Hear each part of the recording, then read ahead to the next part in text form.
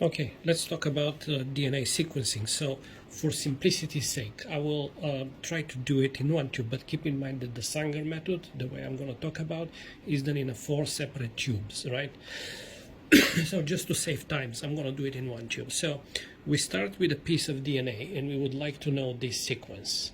So before that, we have to have a startup point, and that is a known sequence, and we design a primer to it. How do we do this? This is completely separate issue, so let's not talk about it. But we have a primer already to indicate where we start.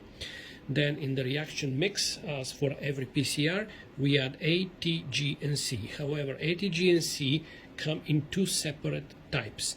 One are regular DNTPs, in which we have a hydroxyl group at the 3' stage, so the chain can grow, right, by 3'. And the DNTPs are a fluorophore tag. They have a different colors, and they don't have the OH group on 3rd position. So when this gets incorporated into the chain, it's going to terminate, and the product is going to fall off.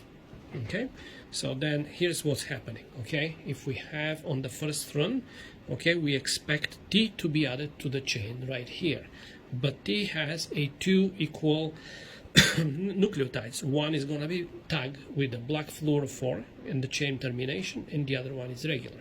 So if we put the tagged one, the chain will terminate, and we have a 1 base pair product. If, however, we add the regular one, then the chain will extend until we reach the second one, in which we can add the adenine. Adenine comes again in 2 forms. It's either tagged with a brown or with a regular. If we add the brown one, the chain will terminate, and we have only 2 base pair product. If we add the regular one, the chain will extend, and now we have to go to the C, or the 3rd base. C is red, okay, so if we incorporate the red, we have a 3 base pair product. If we put the regular C, the reaction will proceed until we reach the end, which in this case is G. So we have 2 possible solutions here. It's either G gets incorporated or the regular G, and the chain the reaction will complete, but at least we'll have some products that are tagged with G. So then we have all this, put them in capillary loop and let them go with the electrophoresis, and they're going to move according to their molecular weight. So the first one to enter is this one, then the 2 base pairs, then the 3.